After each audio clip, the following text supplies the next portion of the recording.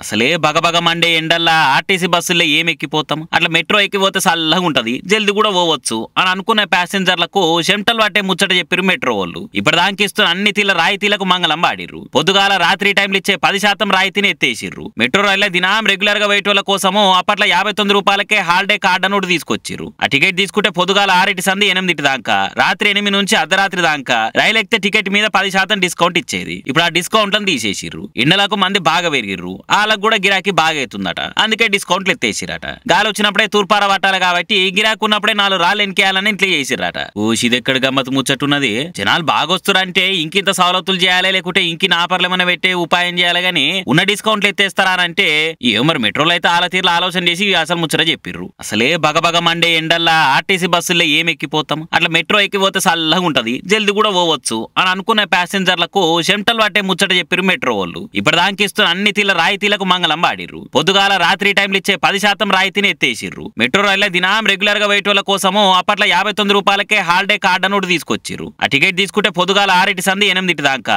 రాత్రి 8 నుంచి అర్ధరాత్రి దాకా రైలు ఎక్కితే టికెట్ మీద 10% డిస్కౌంట్ ఇచ్చేది ఇప్పుడు ఆ డిస్కౌంట్లను తీసేసిర్రు ఎండలకు మంది బాగా పెరిగిర్రు వాళ్ళకు కూడా గిరాకీ బాగా అవుతుందట అందుకే డిస్కౌంట్లు ఎత్తేసిరట గాలి వచ్చినప్పుడే తూర్పార పట్టాలి కాబట్టి గిరాకీ ఉన్నప్పుడే 4 రాళ్ళు ఎన్కేయాలని ఇంట్లో చేసిరట ఓషిదెక్కడ గమ్మత్ ముచ్చట్టున్నది జనాలు బాగా వస్తురంటే ఇంకింత సవలతులు చేయాలి లేకుంటే ఇంకిన ఆఫర్లు ఏమైనా పెట్టే ఉపాయం చేయాలి గానీ ఉన్న డిస్కౌంట్లు ఎత్తేస్తారా అంటే ఏమో మరి మెట్రోలో అయితే ఆల తీర్లు ఆలోచన చేసి అసలు ముచ్చట చెప్పిర్రు